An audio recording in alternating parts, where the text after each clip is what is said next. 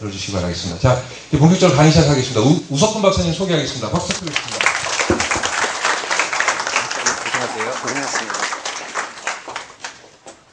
제가 옷들을 좀 벗을게요. 덥죠? 여기 환경재단 사무실에서 그래요.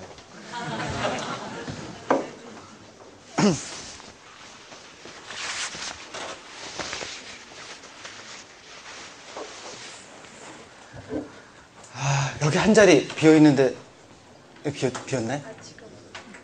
아, 알겠습니다.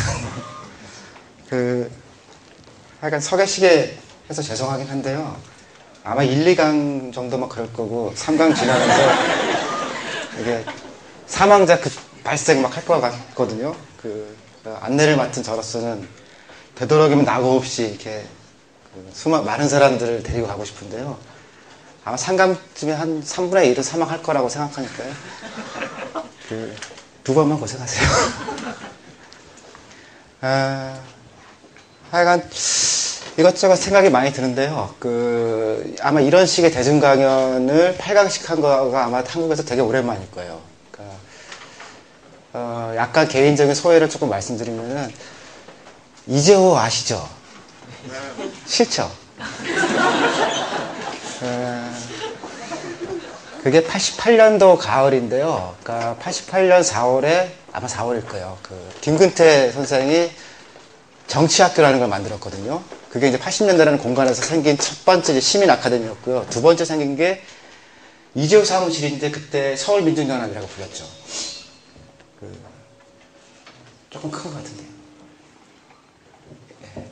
서민연이라고 불렀던데 정치경제교실에 첫 번째 갔던 학생 중에 한 명이 저였거든요. 근데 그 다음에 할 때는 제가 이제 거기 간사가 돼서 정치경제교실이라는 거에서 그때 이제 막 김수행 선생이나 그런 사람들 이렇게 모시고 저 뒤에서 이렇게 하시는 것처럼 강의 준비하고 연락하고 이렇게 받아주고 그런 일을 했었거든요.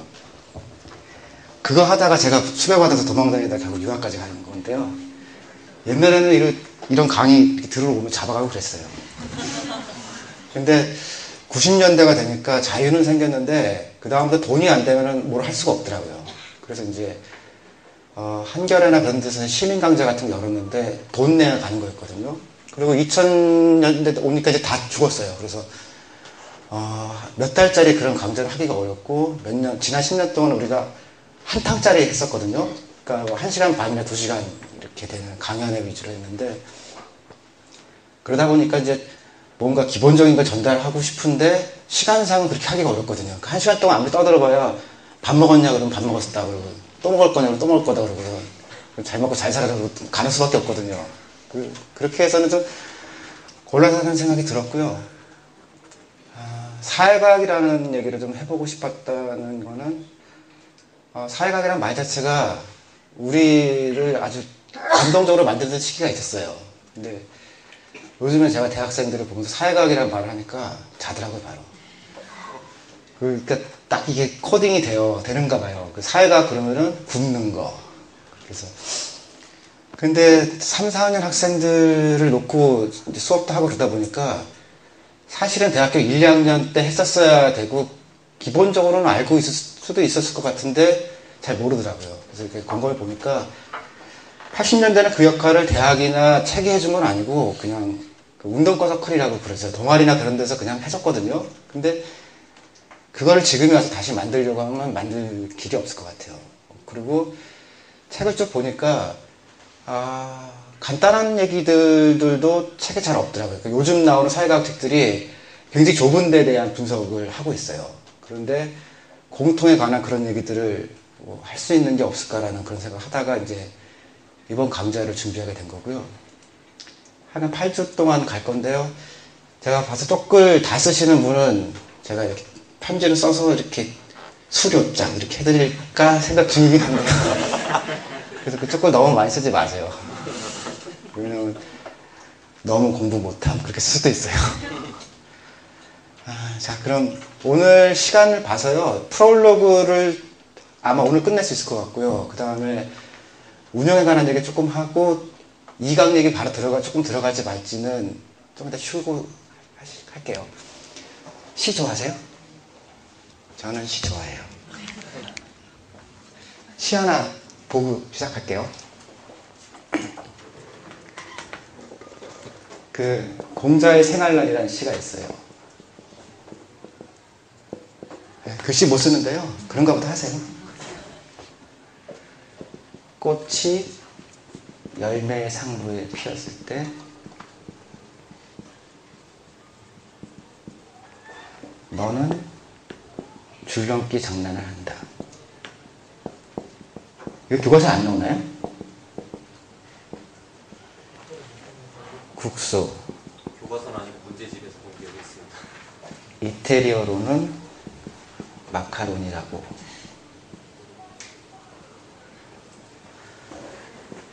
먹기 쉬운 것은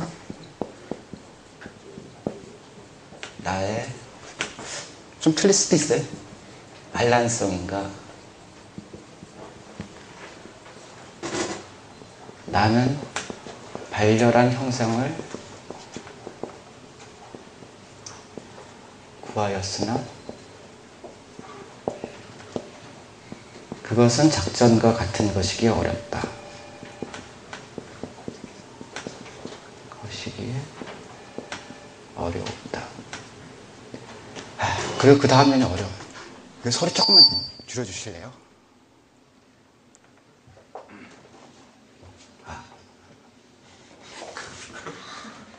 여기 마이크 소리 좀 줄여주시겠어요? 동무여, 나는 이제 바로 보마. 사물과 사물의 생리와 사물의 수량과 한도와 사물의 우매와 명석함을, 그리고 나는 이제 죽을 것이다. 엄청 유명한 시인데요. 그 시 들어보셨죠? 쓴 사람은 김수영이고요. 발표는 1950년. 김수영 데뷔작 시예요.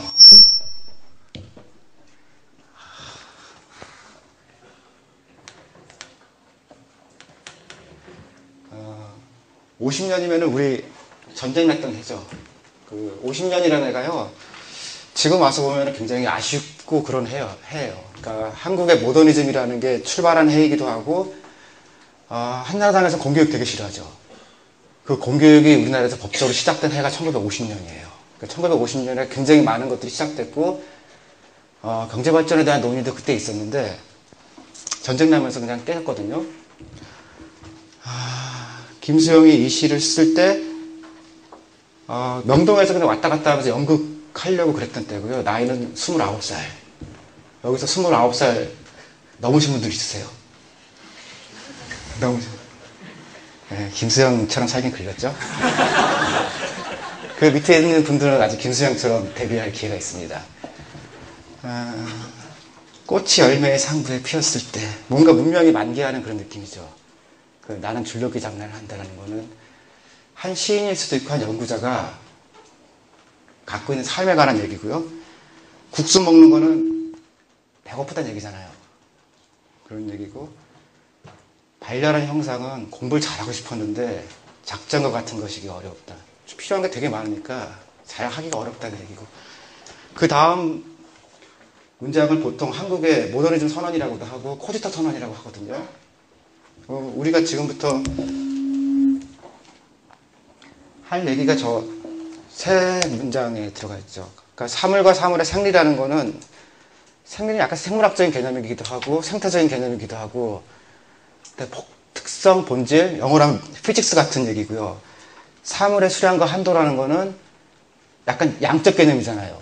그러니까 계량적 방식이기도 하고 양에 관한 거고, 그러니까 하나는 정성적인 거고 그 뒤에는 정량적인 것들에 대해서 생각을 하겠다는 거고, 그 다음 문장은 사물의 우매와 명석함. 그러니까 뭔가 절대 진리나 깨달음 뭐 그런 것에 관한 얘기. 그러니까 세 가지 범주를 얘기한 건데요. 보통 저걸 보면은 철학적으로 훈련된 사람들이 코지터 명제라는 거 생각하죠. 그러니까 데카르트가 말했던 듀팡스 동쿠즈스, 그러니까 나는 생각함으로 고로 존재한다라는 그 얘기가 저게 이제 그 김수영의 데카르트 선언 같은 코지터에 관한 얘기다라고 그렇게 하는데요. 그 다음 문장에 그럼 이제 깨달은 거 아니에요. 그래서 이제 진리를 우리가 알았는데 김수영이 그러고 나는 이제 죽을 것이다라고 했거든요. 저게 주는 문장 있죠. 공자의 조문더면 석사라도 가이라는, 그러니까 아침에 도를 들으면 저녁에 죽어도 좋다고 하는. 그러니까 한국식 모더니즘이라는 거는 데카르트의 길을 따라, 혹은 데카르트가 아니라 그 어떤 것이 될 수도 있는데 그게 진정한 도라면 우리한테는 그리고 잘 먹고 잘 사는 게 아니고 그리고 이제 죽을 거라는 거는 어떤 유교로부터 내려왔던 혹은 동양이 갖고 있던 혹은 한국인이 갖고 있는 그런 선에 있다는 거 아니에요. 그러니까 한국의 모더니즘이 갖고 있는 특수성에 관한 시인데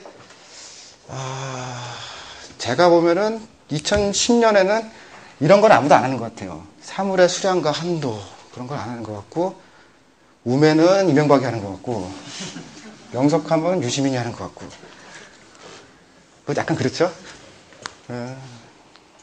데카르트가 원래 수학자에서 출발한 사람이에요. 그래서 카르트란 말이 그 카드 있죠. 그래서 데카르트는 카드 만드는 집안의 출신이라는 거거든요. 그래서 데카르트에 관한 거를 이제 형용사를 할 때 칼테지안이라고 그렇게 부르는데요. 칼테지안 뭐 공식 그런 것들이 있어요. 수학에서. 그리고 칼테지안 솔루션 그렇게 얘기하면은 그 점근법을 데카르트가 제시했던 그런 거라서 조금씩 찾아가는 그런 거거든요. 그러니까 수학으로 출발해서 철학이 됐던 그런 데카르트를 한국에서 이제 김수영이 어떻게 봤느냐에 대한 그런 얘기고요. 어떻게 보면은 저는 이제 시인이 그 시대의 맨 앞이고 어떤 사회에서는 1차 생산자로 생각하는 사람인데요. 저를 포함해서 굉장히 많은 사람들은 김수영의 1950년 시 위에 서 있다고 생각하는 거예요. 그러니까 한쪽으로는 코지투스 명제에 대한 것들을 계속 따라가면서 또 한쪽에는 그래도 다른 곳에 이제 우리가 발을 딛고 있는 거잖아요. 그러니까 우리는 프랑스에 살고 있는 것도 아니고 미국에 사는 것도 아니고 근데요. 서정지 위에 서 있는 거는 낫잖아요. 그러니까 우리나라의 많은 지식인과 이런 사람들은 사실은 서정지 위에 서 있거든요. 그러니까 시인이 누가 있냐 그러면은 말당 서정주라고 그러잖아요. 그게 전덕광이 이렇게 불렀는데, 하여간 서정주를 좋아하지 않았던 사람이 자기 출발점으로 선택할 수 있는 철학자는 우리는 없거든요. 그러니까 40년대, 50년대 한국에는 철학자가 없어요. 그러면 사회학자는 있느냐라고 할 때 기억 안 나시죠? 그리고 경제학자들이 몇 명 있었는데 외정시대에는 백남이나 이런 사람들은 대부분 월북했거든요. 그러니까 월북하지 않은 사람들은 본인들 공부 잘했다고 생각하는데 저희가 보기에는 그 진짜 공부 잘하는 사람 조순 선생부터 그 뒤에 나타나고, 그러니까 시인밖에 없었던 거예요, 저 시기에. 그러니까 시인이라는 건 굉장히 민감한 사람이고 다른 이론적 훈련이 좀 적더라도 나올 수 있는 그런 사람이니까 어쩌면 지금도 우리는 서정주 위에 서 있거나 김수영 위에 서 있거나 둘 중에 하나밖에 없을 것 같거든요. 저는 한 8주 강의 동안에 그 생리와 수량과 한도, 우매와 명석함 그런 거 같이 고민해 볼까요? 자, 이거 지울게요.